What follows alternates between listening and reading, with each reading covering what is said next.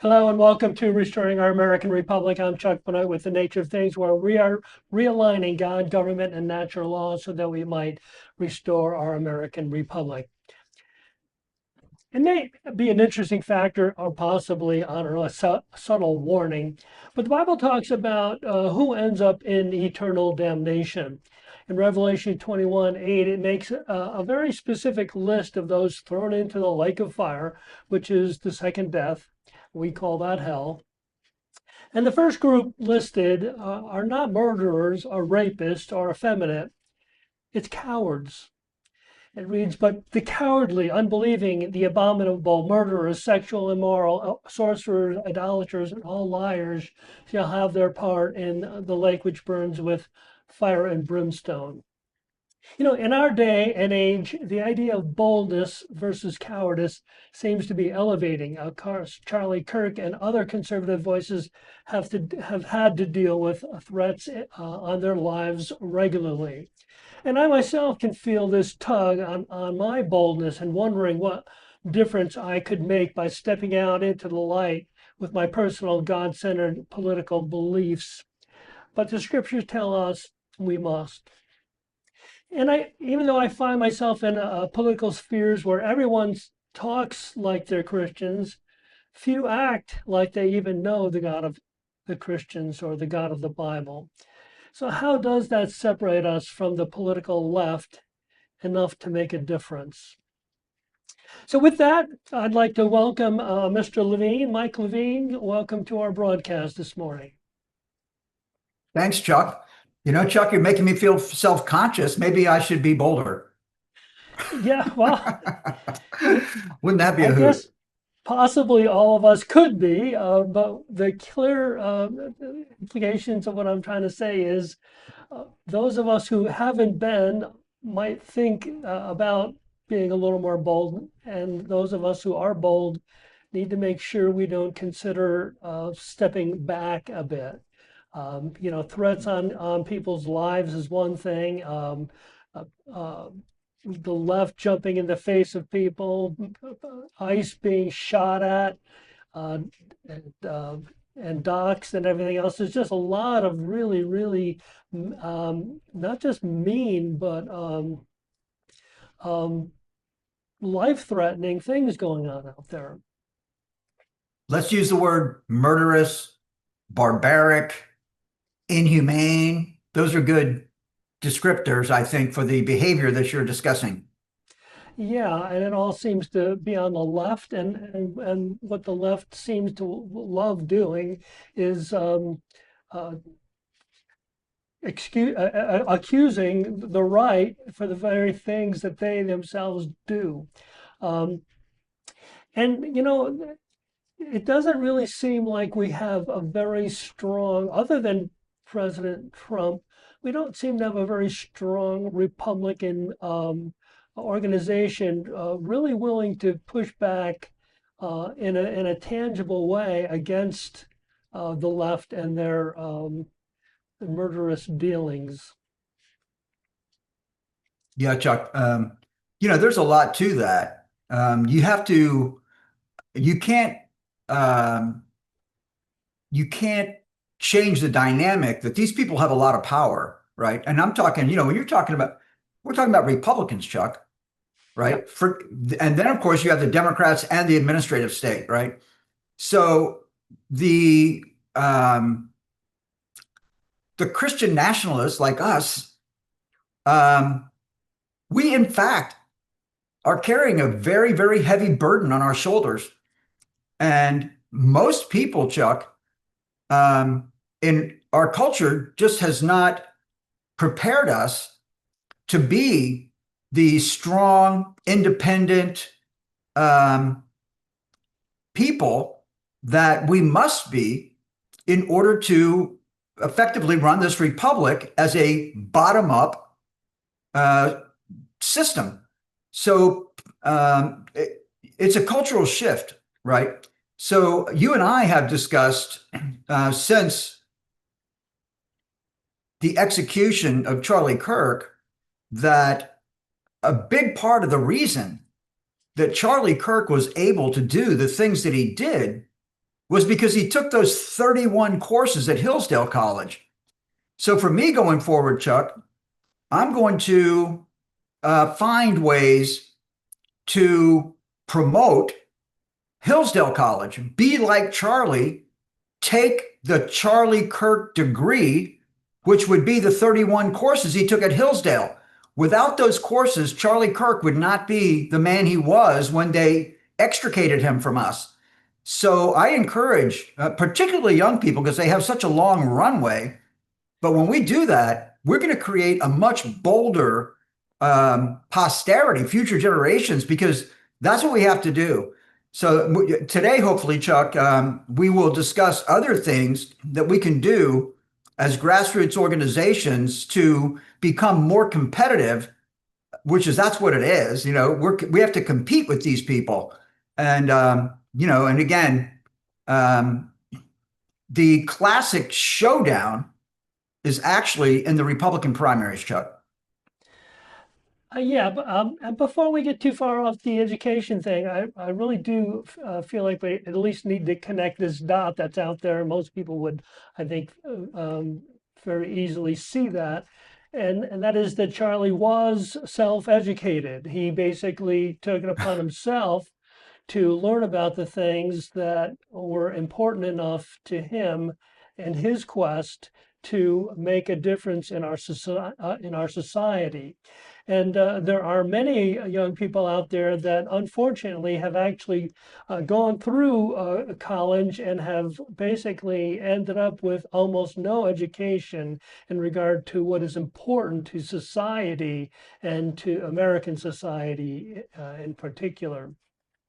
So your encouragement is a good one, and Hillsdale College is definitely there, available, and very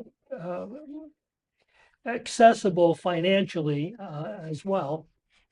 So that's great. And yeah, my concern is that we don't have a national Republican committee that really is looking at these things. They're supporting President Trump about as much as they can without getting in trouble with their base, but they don't really seem to be picking up the ball and fighting with him. And there's got to be a way we can address that. There is a way, Chuck. And, President Trump is working diligently to change the dynamic, although I'm not sure that he speaks directly to it. But his remarks at the United Nations, time is a blur. So I'm going to have to I think it was yesterday, right, that he spoke at the United Nations.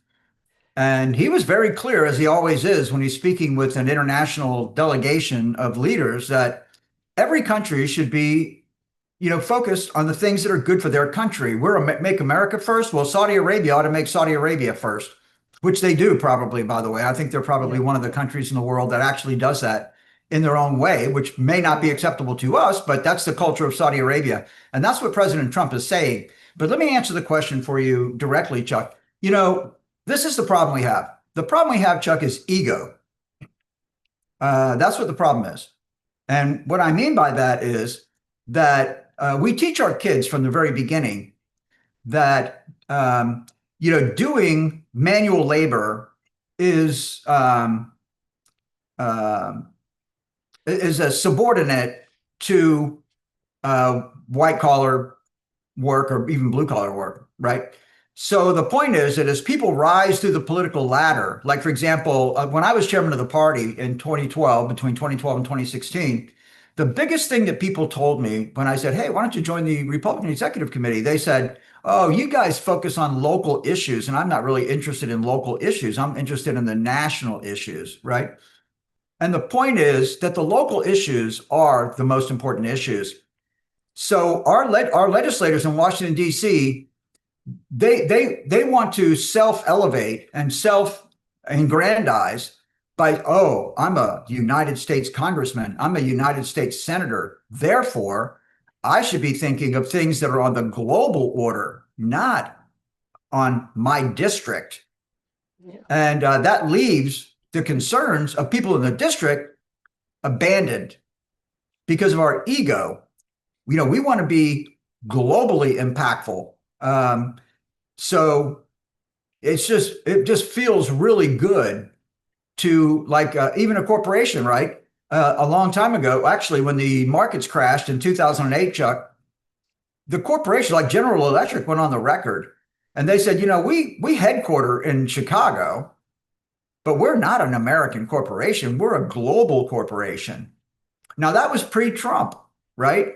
So I don't know that they would come out and say that publicly today in the face of America moving in a more nationalistic direction, but they did in fact say that.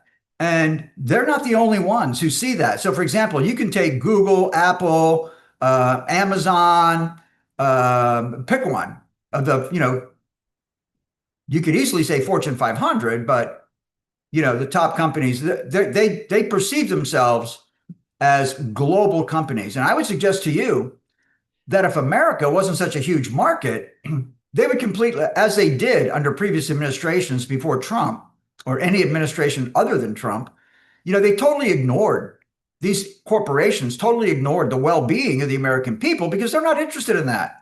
That's not what they're chartered to do. They're chartered to make money. So that is a major shift. And I'll just turn that back over to you, Chuck. Yeah, well, I think I agree on pretty much what you're saying.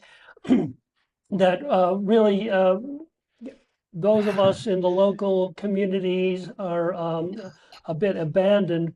We do have grassroots organizations, and I think we wanted to talk a little bit about, well, how do these grassroots organizations stand up to the organized political arm of either party, for that matter?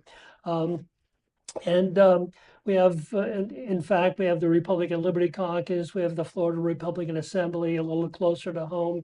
We have the Liberty Citizens Alliance, and there's actually a new conservative group starting down in the Four Corners area, much smaller than all of the above, but all of these organizations are looking for a way to impact at least our local governing bodies. So I know you're involved with the Liberty Caucus, Republican Liberty Caucus. Is there anything going on there that we should know of, or do you have any thoughts on how that organization could actually be more effective, more efficient? Well, the first thing I want to say is, and again, it's amazing. A guy my age gives so much respect to our, I guess the only word to use is brother, Charlie Kirk. But you said that you agree with most of what I said or a lot of what I said. So I said, people who disagree with me, come to the front of the line, right? And that's what we should all be saying. So if I'm the Speaker of the House in Tallahassee, if I'm the President of the Senate in Tallahassee, how about this? How about bring the people that disagree with you to the front of the line instead of silencing them and intimidating them? Because that's how you have a healthy country. You bring the people that disagree with you to the front of the line, like Charlie Kirk did every single day, debunking their misconceived concepts and instilling truth, irrefutable truth that the opposition cannot debunk because they tried and couldn't do it. So that's the heart of the whole thing, Chuck. Let's bring the people that disagree with us to the front of the line. And I'll start right here with our local chairman, Taylor Yarkowski, the chairman of our Republican Executive Committee, and all of those who support him. Why don't we just debate this out at the Republican Executive Committee and see what happens? I'll say the same thing to Evan Power. Bring the people that disagree with you to the front of the line. And let's do this publicly. Let's do it on television, because that's what needs to happen in order to get this straightened out. Because when you have absolute power, you have no incentive to listen to your constituents. So as it relates to, Chuck, you want to get something in before I go on my next rant?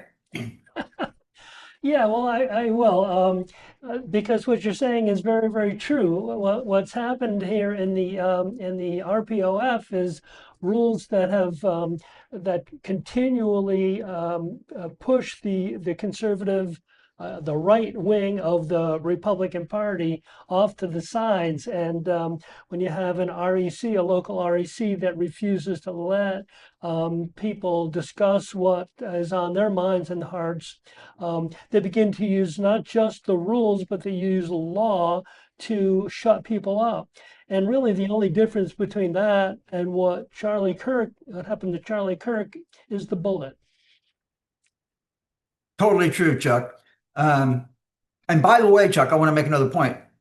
They write the laws and the rules, right? So, for example, if the legislature, the governor's office, or the RPOF gets mad at us, they just rewrite the law, or they go into the rules committee and just rewrite the rules. So, I mean, I don't know, Chuck. That sounds like Marxism to me. How about you? Yeah, well, they have this rule number 1 in the handbook, and basically it gives the chairman the opportunity to decide whether or not an organization has violated their particular set of rules. Now, whether or not the organization actually does violate it is irrelevant. Because the next section says that if in fact they've decided that that organization has violated the rules, they can throw people who are involved with the RECs out of the party because they're involved with that particular organization. And there was a lawsuit that was brought up on the Space Coast there, and basically what happened was that the organization that they deemed having broken their rules hadn't violated any laws. So there was nothing that the organization was expected to do to make anything right before the law. But the other part of that decision was that the REC can throw anybody out they want, or the RPOF can throw anyone out they want. And so, thank you for the correction, Chuck. Very important. Yeah, and so where are we if, in fact, the RPOF is legislating or making rules that violate our First Amendment rights, which is the right of association, the right to peacefully assemble, and its sister right, the right of association. And so we, in the actual rules of our Republican Party of Florida, we are violating our constitutional rights. And because it's not a law, it's just a rule, they can. No, you're making my point. I mean, you're basically just elaborating on what I said, which is that they make the law, they write the law. I mean, when Ron DeSantis wanted to run for president, he just went over to the legislature and wrote the law in a way that was advantageous to his political aspirations, period, right? Resigned to run. Remember that? Yeah. Chuck, remember that? Yeah. So, that's how ridiculous it is, right? So my point to you, Chuck, would be that it's time for us to reinvent the business model of the grassroots organizations. And we have to, because it goes back to ego. So believe me, ego is not absent in grassroots organizations. We all want to get, all the leaders, we start cities, Chuck, we start cities for the purpose of self-aggrandizing and unjustly enriching ourselves, right? I mean, a city is a taxing authority, right? So why did we start a city? I just published, I think I said it on this live stream, right? We really could do without the cities. I mean, the county could run the whole show, and I think we'd do a better job. We'd have less conflict within the boundaries of the county if the county didn't have to argue with the cities. And then you get into land use planning, you'd have a much bigger canvas if you didn't have to deal with the cities. So I'm saying to you out loud that I think in most cases, the cities are counterproductive. Okay. And I'm sure that I'll pay for that. But on the other hand, Chuck, because we're bold leaders, not sheepish leaders, maybe the majority of the people agree with me. Maybe, right? You never know. Float it, right? Because we're paying taxes to those municipalities. And that's just on top of the county. And neither one of the county or the city are not shy about taking your money. So how many layers do you want? And then you get into your damn homeowners association, Chuck. There's another expense. And then you get into a community development district over your house, and that's another built-in expense, right? So it's just crazy. The levels of, and this is what crushes economies, Chuck. But my point is this: grassroots, not just Republicans, grassroots activists pour their heart and soul praying to God all day, every day, that God would restore our rights. And they put their time into it, which they could be doing things that are more beneficial to self. But these activists care about our country and our state and our communities. So they call it giving back. But ladies and gentlemen, you can't give back if you haven't received. Yeah. So I have a plan, Chuck, just so you know, Okay.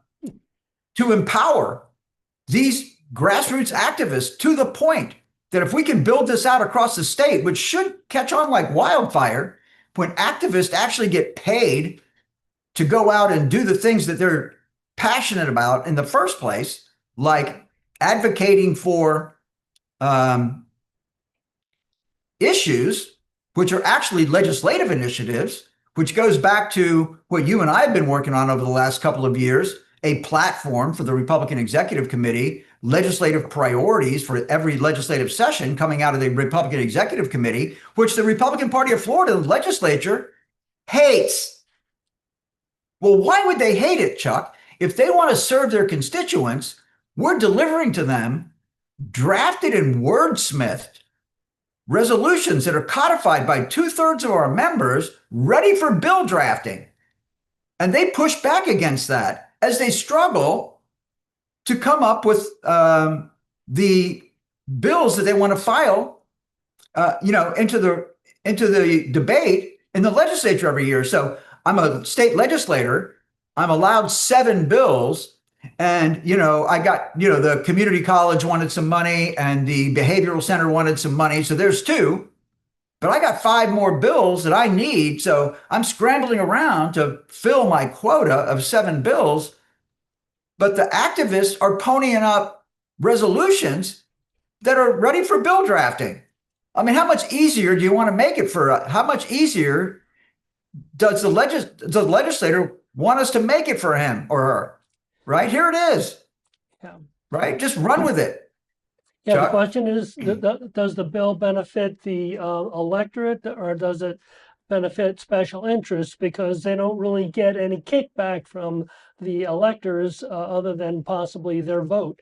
And I would think that they wouldn't need nearly as much money to get elected if they actually governed the way the electorate would have had them govern in the first place. Yeah, but the sledgehammer in this debate is the intimidation by leadership. Right. So while they're searching for actionable legislation, they're also evaluating, based on their conversations with leadership, what the leader will allow to run and what they won't. And keep in mind, leadership will look at your bill and they'll tell you to your face, if you file this bill, I will retaliate. I will punish you. You will have no committee assignments and you will office in the basement. You'll lose your parking place. Okay? So that's what they struggle with. So this goes back to our founding father and second president of the United States, John Adams, saying that this Constitution is wholly insufficient, is written for moral and religious people and wholly insufficient for any other.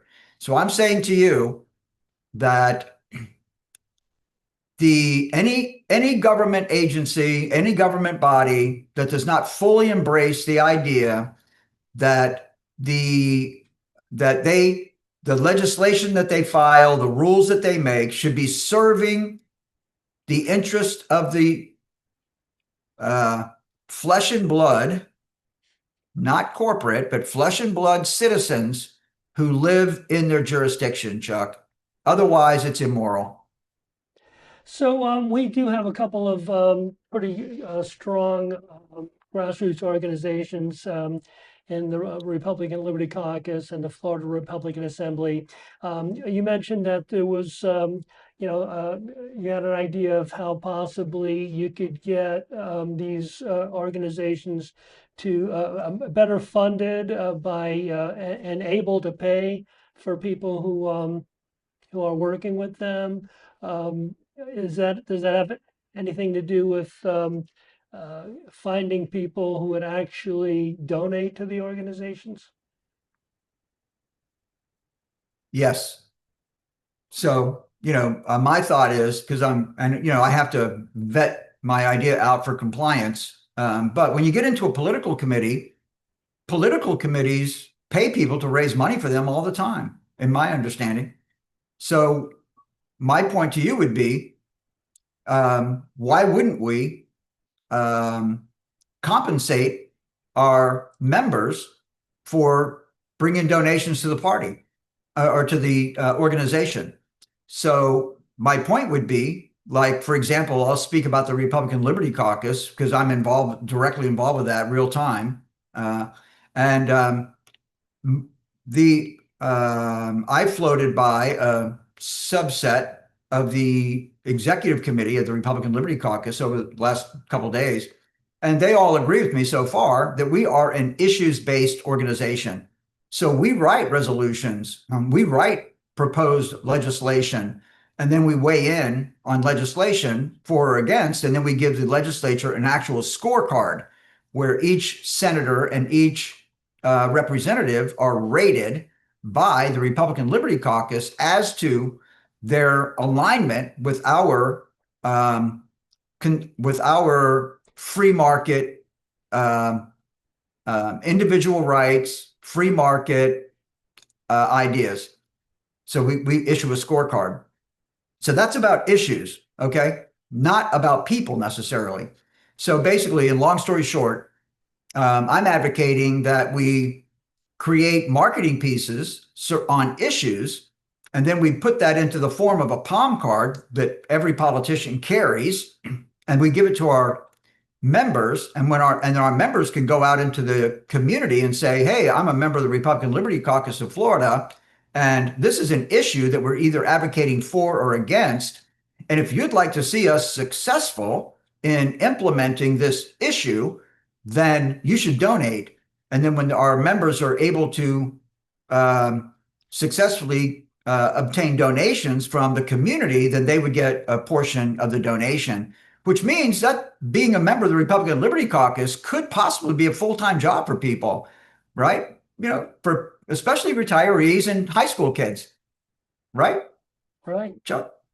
There you go. Yeah. I mean, retirees are typically on a fixed income. If you want to supplement your income, just go out and get donations for this issue, which you're passionate about, we're passionate about, and your neighbors are passionate about. And if your neighbors are not passionate about it, they won't donate. Okay, off to the next one, right? That's a salesman, right? You have to be able to take a lot of no's before you get to a yes, right? Yeah. But if you can imagine, every time you walk down the street, you're passing out these cards and having a quick chat with your neighbors. And if they give you $100, you make $25, right? There you go.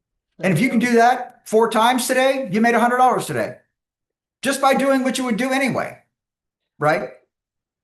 Yeah. And not to mention the fact, by including our members in that program, now it gives us a tool to draw new members in every county. Oh, and by the way, Chuck, you and I do this live stream because we believe that this technology is another way of advancing grassroots initiatives. So I'm suggesting that you and I could do this. We could do 5 or 6 live streams a day, just simply interviewing people from the Republican Liberty Caucus of the Florida Republican Assembly, Chuck, right? And come out and explain to people. And then once we get a little traction, then we become a recruiting tool for these organizations, right? There you go. Yep. There you go. Oh, by the way, Chuck, you and I spend quite a bit of money on this, don't we? Right? Well, yeah, we're trying our part to get our name out there, get our voice heard, and get other voices Well, heard. at the end of the day, So eventually we should be compensated for the work we're doing too. I'm telling you something, Chuck. What about the old saying? Maybe you know it better than I do. But if you eat all the fruit off the tree dies, right? So I'm saying to you that you, me, anyone who is working on a cause and we're sowing resources into it and we're not getting anything out of it.